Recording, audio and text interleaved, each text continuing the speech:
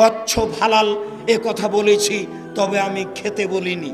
হালাল হলেই খেতে হবে তা নয়। রাসূলের সামনে এই সান্ডা এই গো সাপ বা গুহি সাপ বা এই সান্ডা একে রান্না করে পেশ করা হলো। আল্লাহ রাসূল বললেন, না, আমাকে ভালো লাগে না, এটা আমার অরুচি। তাই বলে তিনি হাত উঠিয়ে নিলেন।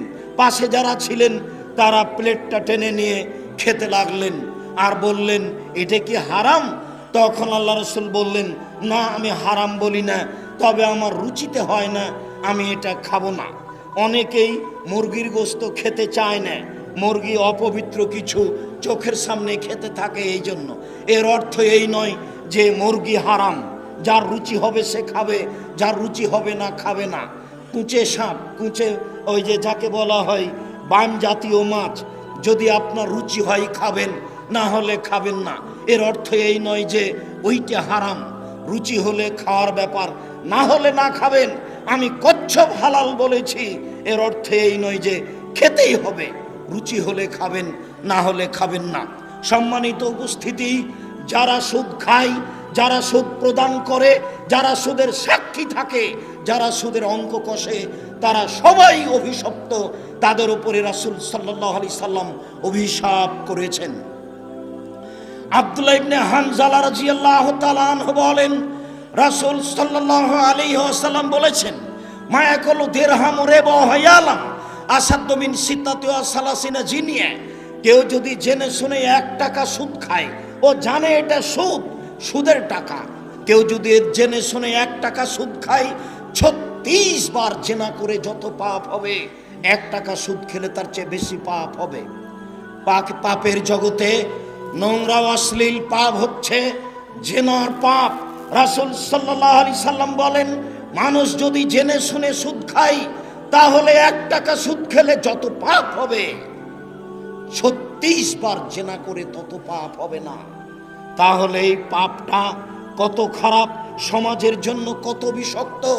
এই সুদের পাপের জন্য রাসূল সাল্লাল্লাহু আলাইহি সাল্লাম যেসব ভাষা ব্যবহার করেছেন তা খুবই কঠিন, তা খুবই ভয়াবহ। সম্মানিত দ্বীনী ভাই বোন, আবু হুরায়রা রাদিয়াল্লাহু তাআলা আনহু বলেন, রাসূল সাল্লাল্লাহু আলাইহি ওয়াসাল্লাম বলেছেন, আর রিবা সাবুনা জুজান আইসারুহা আইন রাজুল উম্মাহু। সুদের পাপের 70টি ভাগ রয়েছে। ছোট ভাগ হলো মায়ের সাথে জেনা করলে যেমন পাপ হয়। সুদের পাপ ছোট থেকে বড়, বড় থেকে ছোট, যত স্তর রয়েছে তার সবচেয়ে ছোট স্তর হলো মার সাথে জেনা করলে যেমন পাপ হয়, সুদ খেলে তেমন পাপ হয়। এ কথা মুহাম্মদ সাল্লাল্লাহু আলাইহি ওয়াসাল্লাম বলেন। সম্মানিত উপস্থিতি, আবু হুরায়রা রাদিয়াল্লাহু তাআলা আনহু বলেন, রাসূল সাল্লাল্লাহু আলাইহি ওয়াসাল্লাম বলেছেন, মান শাফা রে রাজুলিন বে শাফাতিন।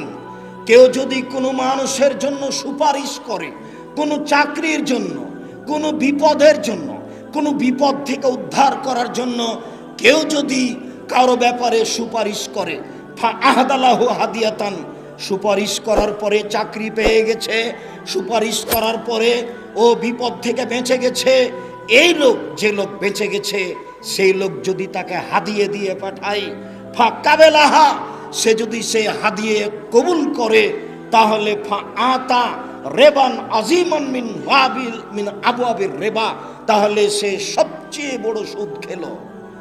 কোনো উপকার করে, সুপারিশ করে সেখানে হাদিয়া গ্রহণ করা জায়েজ নয়, সেটাও হচ্ছে সুদ, সেটাও হারাম।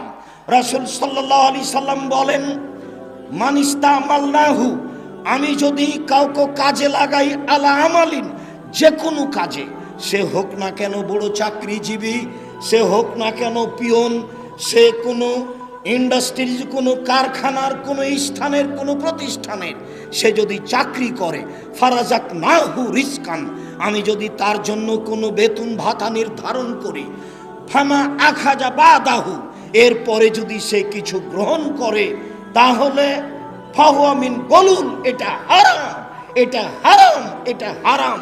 এই জন্য যারা বড় বড় পদে চাকরি করে তারা ঘুষ নিলে অনেক টাকা নিতে পারে, তারা ঘুষ খেলে অনেক টাকা গ্রহণ করতে পারে। তাড়াতাড়ি ধনী হয়ে যেতে পারে। একজন লোক আমাদের এলাকার গল্প করছে যে আমি চট্টগ্রাম কাস্টম অফিসে ম্যানেজার হিসাবে দায়িত্ব পালন করি। কুরবানির ছুটি হয়ে গেছে, আমি অফিস বন্ধ করে চলে যাব। এরকম সময় একটা স্টিমার এসে লাগলো। স্টিমারের সেই পরিচালকের পক্ষ থেকে একটা লোক আমাকে বলল, আমার এই খাতাটা সিগনেচার করে দেন, যদি না করেন 15 দিন এখানে আটকা থাকবে, প্রায় 15 লক্ষ টাকা জরিমানা হতে পারে। আপনাকে আমি 3 লাখ টাকা দিচ্ছি, আপনি আমার এই সিগনেচারটা করে দেন। ও যদি ওই টাকা দিয়ে কুরবানি দেয়, 2 লক্ষ টাকার কুরবানি দিতে কোনো সমস্যা হবে? রাসূল সাল্লাল্লাহু আলাইহি সাল্লাম বলেন, আমি যদি কাউকে কোনো কাজে লাগাই আর আমি যদি তার জন্য ভাতা নির্ধারণ করি, এরপরে যদি সে কোনো পয়সা গ্রহণ করে, তাহলে সেই পয়সা হবে তার জন্য হারাম, তাহলে সেই পয়সা হবে তার জন্য আত্মসাতের পয়সা। খাওলা রাদিয়াল্লাহু তাআলা আনহা বলেন, রাসূল সাল্লাল্লাহু আলাইহি ওয়াসাল্লাম বলেছেন, আজকে বহু মানুষ হারাম পয়সা উপার্জন করছে, যেই পয়সার বিনিময় হচ্ছে জাহান্নাম, যেই পয়সার ফলাফল হচ্ছে জাহান্নাম। আবু হুরায়রা রাদিয়াল্লাহু তাআলা আনহু বলেন, রাসূল সাল্লাল্লাহু আলাইহি সাল্লাম বলেছেন, ইজতানিবু সাবাল মুবিকাত, পৃথিবীর মানুষ তোমরা 7টি ধ্বংসাত্মক জিনিস থেকে বেঁচে থাকো, যার ফলাফল জাহান্নাম, যার ফলাফল ধ্বংস সুনিশ্চিত। 1, আশিরকু বিল্লাহ, আল্লাহর সাথে শিরক করলে মানুষ ধ্বংস হবে, জাহান্নামে যাবে নিশ্চিত।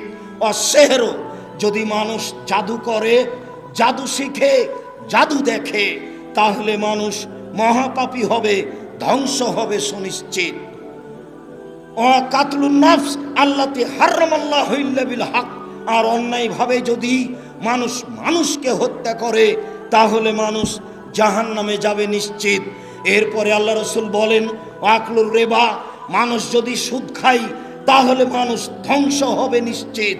রাসূল সাল্লাল্লাহু আলাইহি সাল্লাম বলেন, আকলু মালিল ইয়াতীম, কেউ যদি ইয়াতীমের মাল খায়, আত্মসাৎ করে, তাহলে ধ্বংস হবে সুনিশ্চিত।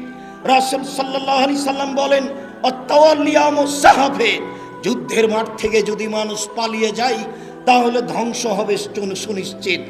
কাজফুল মুহসানাতিল মুমিনাতিল গাফিলাত, সতী সাধ্বী নারীর উপরে কেউ যদি অপবাদ লাগায়, তাহলে সে ধ্বংস হবে সুনিশ্চিত। সুদের ফলাফল জাহান্নাম, সুদের ফলাফল ধ্বংস হওয়া সুনিশ্চিত। সম্মানিত উপস্থিতি, আমি আপনাদের সামনে একটি লম্বা হাদিসের অনুবাদ করছি, যার এক পর্যায়ে সুদের কথা থাকবে। এক খেয়ালে চেয়ে থাকবেন, 19-20 হয় না যেন। যারা আপনারা চলাচল করছেন, তাদেরকে চলাচল বন্ধ করার জন্য অনুরোধ জানাচ্ছি। এই মেয়ে, তুমি কথা বলছো কেন?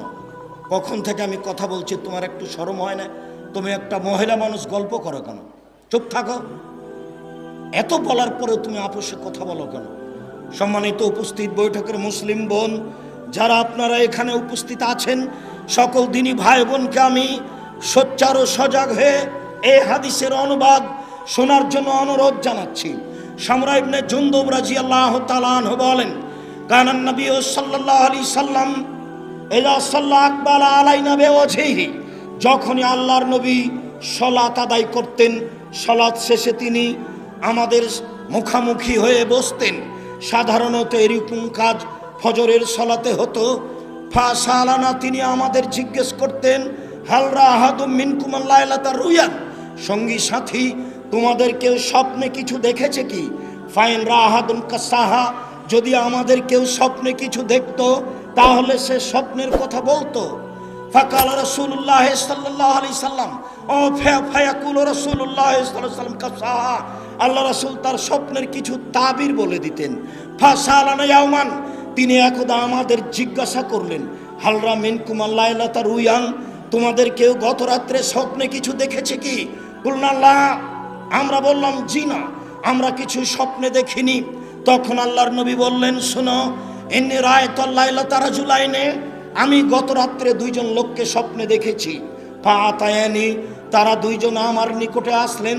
ফা আখাযা বিয়াদাইয়া, তারা আমার 2 হাত ধরলেন, 2 হাত ধরে বাইতুল মুকাদ্দাসের দিকে টেনে নিয়ে চলে যাচ্ছেন।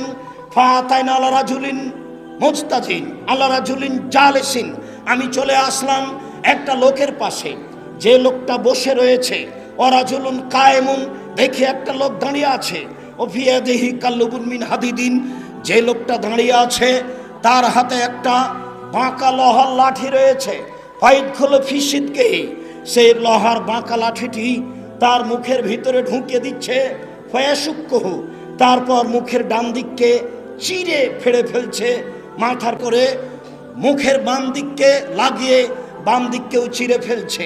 ফায়ালতাই মুসিদকুহু হাজা, দেখা যাচ্ছে ডান দিক ঠিক হয়ে গেছে। ফায়াউদু ফায়াফল মিসলাহু, আবার লাঠিটা ডান দিকে নিয়ে এসে ডান দিকে লাগিয়ে আবার মুখকে চিরে ফেলছে। ফাকুলনা মা হাজা, আমি তাদের দুইজনকে বললাম এ কি দৃশ্য, ব্যাপারটা কি? তারা দুইজন বললেন ইনতালেক, চলতে থাকেন। ফান্তালাক না, আমি কিছু না বলে চলতে থাকলাম। ফাতাইনা আলা রাজুলিন মুস্তাজিন, চলতে চলতে চলে আসলাম একটা লোকের কাছে, যে লোকটা চিত হয়ে শুয়ে রয়েছে। ওয়ারাজুলুন কায়েমুন, পাশে একটা লোক দাঁড়িয়ে রয়েছে। অফি ইয়াদিহি, তার হাতে রয়েছে শাখরা, একটা পাথর রয়েছে। ফায়াজদাখু রাহাসাহু, এই পাথর দিয়ে তার মুখ মাথার উপরে মারছে। ফাতাদাদাহাল হাজারো, পাথরটি মাথায় লেগে মাথা চূর্ণ বিচূর্ণ হচ্ছে, আর ছিটকে পাথরটি দূরে চলে যাচ্ছে। ফায়ান্তলুকে ইলাইহি লিয়াখুজাহু, এ পাথরটি আনার জন্য যাচ্ছে। ওয়ায়ালতাইমু রাসু কামা কানা, দেখা যাচ্ছে তার মাথাটি ঠিক হয়ে গেছে। ফাদা ফিরে আসছে, আবার মাথার উপরে মারছে, মাথা ভেঙে চৌচির হয়ে যাচ্ছে। ফাকুল তো মাহাজা, আমি বললাম এ কি দৃশ্য। কালা, তারা দুইজন বললেন ইনতালেক, চলতে থাকেন। আমি কিছু না বলে চলতেই থাকলাম। ফাতাইনা আলা নাকবিল মিসলিত তানুরে আলা হুসাই কোন আসফালাও আসে, চলতে চলতে চলে আসলাম একটা গর্তের পাশে, যেই গর্তের উপর দিক রয়েছে সংকীর্ণ আর নিচের দিক আছে প্রশস্ত, আপনার ওই কলসের মতো বা তন্দুরি রুটি যেই চুলহাতে বানানো হয় সেই চুলহার মতো। দেখি তার ভিতরে ধাঁধা ধাঁধা করে আগুন জ্বলছে। ফাইজা ইরতাফাও, যখন আগুন জোরে জ্বলে উঠছে, ভিতরে যা কিছু আছে সব উপরে চলে যাচ্ছে। কাদাই এখরুজু মিনহা, মনে হচ্ছে যেন এইগুলি চুলহা থেকে বের হয়ে বাইরে পড়ে যাবে। ফাইজা খামেদাত রাজাউ ফিহা, যখন আগুন কমে যাচ্ছে সব কিছু ভিতরে চলে যাচ্ছে, দেখি ফিহারে জালুনে সানুরাতুন, তাতে মহিলা এবং পুরুষ উলঙ্গ অবস্থায় জমা ধরে আছে। ধাঁধা করে জ্বলতে জ্বলতে উপরে চলে যাচ্ছে, আবার নিচে নেমে যাচ্ছে, আবার উপরে চলে যাচ্ছে। দৃশ্য দেখে অবাক হয়ে গেলাম। আমি বললাম এ কি দৃশ্য। তারা দুইজন বললেন ইনতালেক, চলতে থাকেন। ফান্তালাক না, চলতে থাকলাম। ফাতাইনা আলা নাহারিন মিন দামিন, চলতে চলতে চলে আসলাম একটা রক্তের নদীর পাশে। দেখি নদীতে শুধু রক্ত, রক্ত আর রক্ত, পানি নেই, রক্ত দিয়ে ভরা। দেখি নদীর মাঝে একটি লোক, সেই লোকটি নদী থেকে উঠার চেষ্টা করছে। নদীর পাশে একটা লোক রয়েছে। কুল্লামা আরাদায়া খরজা, যতবার লোকটি নদী থেকে বের হওয়ার চেষ্টা করছে, ফার আমার রাজুল, ততবার লোকটা তার মুখের ওপরে পাথর মারছে। পাথর মারার সাথে সাথে লোকটা আবার ছিটকে নদীর মাঝামাঝিতে চলে যাচ্ছে। দৃশ্য দেখে আমি বললাম মা হাজা, এ কি দৃশ্য। কালা, তারা দুজন বললেন ইনতালেক, চলতে থাকেন। ফান্তালাক না, কিছু না বলে চলতেই থাকলাম। ফাতাইনা আলা রাওজাতিন খাজরা, চলে আসলাম একটা বিরাট বাগান, সবুজ বাগান। সেই বাগানের ভিতরে চলে আসলাম। দেখি সেখানে একটি বড় গাছ, সাজারাতুন কাবিরা, বিশাল একটা বড় গাছ। সেই গাছের নিচে একজন বৃদ্ধ মানুষ বসে আছেন। অমামাহু আলা আওলাদুন্নাসে, তার সামনে অনেকগুলি বাচ্চা ছেলে আছে। ও রাজুলুন কারিবুন মিনাস সাজারাতে, পাশে একটা লোক রয়েছে, তার হাতে একটা লোহার লাঠি রয়েছে। ইউকদুন্নারা, দেখিও আগুনকে উত্তেজিত করছে। এরপরে ফাসায়াদাবিয়া সাজারা, তারা দুজন আমাকে গাছের উপর দিকে নিয়ে চলে গেল। ফাত খানিন দাঁড়ান, উপর দিকে নিয়ে গিয়ে একটা ঘরে ঢুকিয়ে দিল। মা রায় তো হাসানা কাত্ত, আমার জীবনে আমি এত সুন্দর টকটকে ঝকঝকে ঘর কোনো দিন দেখিনি। ফিহা, সেই ঘরে রয়েছে সিবিয়ান, বাচ্চা ছেলে আছে, শায়েখ বৃদ্ধ মানুষ আছে, নিশা মহিলা আছে, সর্ব ধরনের মানুষ আছে। ফাখরা জানি মিনহা, তারা দুজন আমাকে সেই ঘর থেকে বের করে নিলেন। ফাসায়দাবিয়া সাজারা, তারা দুইজন আমাকে ওই গাছের আরো উপর দিকে নিয়ে চলে গেলেন। ওয়াদ খালানি দাঁড়ান, আর একটা ঘরে ঢুকিয়ে দিলেন। এ হাসান আফজাল মিনহা, এই পরের ঘরটি আগের ঘরের চেয়ে অনেক অনেক অনেক উত্তম, অতীব সুন্দর। দেখি সেখানে ফিহা শাবুন শায়েখ, সেই ঘরের ভিতর রয়েছে যুবক আর বৃদ্ধ মানুষ আছে। সেখানে ছেলে মেয়ে নেই, সেখানে আপনার মহিলা নেই, শুধু যুবক মানুষ আর বৃদ্ধ মানুষ আছে।